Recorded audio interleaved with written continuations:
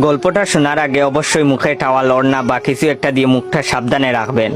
মায়ের হাতে খেলানি খেলে আমি দায়ী না। বল্টু হ উচ্চারণ করতে পারে না, হকে গো বলে ফেলে। ক্লাসে নতুন ম্যাডাম এসেছে, এবার পরিচয় পর্ব শুরু হলো। ম্যাডাম বলল, হাই ছাত্রছাত্রীরা, আমি পাখি, এবার তোমাদের পরিচয় দাও দেখি। হাই আমি মন্টু, হাই আমি সেন্টু, এভাবে যে যার মতো পরিচয় দিল। এবার বল্টুর পালা। বল্টু বলল, গাই আমি বল্টু। ম্যাডাম বললেন, কি বললে হারামি? বল্টু বলল, গাই বললাম, আপনি আমাকে গাই বলেছেন, আমিও আপনাকে গাই বললাম।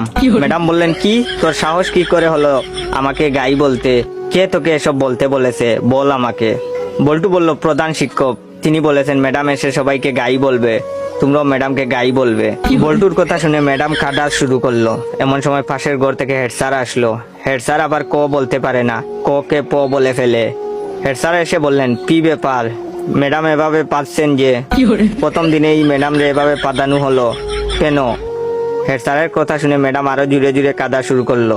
হেড স্যার বললেন, প্লিজ ম্যাডাম, আপনি এত জুড়ে জুড়ে পাদবেন না, আজ আপনার প্রথম দিন, আপনি এত জুড়ে জুড়ে পাদলে মানুষ কি ভাববে? প্লিজ আস্তে আস্তে পাদুন, তাহলে আমরা ছাড়া আপনার পাদার শব্দ অন্যরা শুনতে পাবে না। হেড স্যারের কথা শুনে ম্যাডাম তো কাঁদতে কাঁদতে বেঞ্চের উপর শুয়ে পড়লো। এমন সময় টিওনো হাজির। টিওনো আবার শ বলতে পারে না, শকে ম বলে ফেলে। টিওনো, কি ব্যাপার ম্যাডাম, আপনি এখানে মুতলেন কেন? বেঞ্চের উপর মুতলে কি ভালো লাগবে? আপনার মুতার দরকার হলে আমাদের বলতে পারতেন, আমরা আপনাকে বিছানা তৈরি করে দিতাম, বিছানায় আপনি আরামে মুততে পারতেন। এমন সময় শিক্ষামন্ত্রী হাজির। শিক্ষামন্ত্রী আবার উপরের সবগুলো সমস্যা বিদ্যমান। শিক্ষামন্ত্রীকে যে যার মতো ঘটনা খুলে বলল। বল্টু বলল, আমি ম্যাডামকে গাই বলেছি। হেড স্যার বললেন, আমি ম্যাডাম রে আসতে পারতে বলেছি। টিওনো বলল, ওদের কথার জন্য ম্যাডাম বেঞ্চের উপরে মুততেছিল, তাই আমি ম্যাডামকে বিছানায় মুততে বলেছি।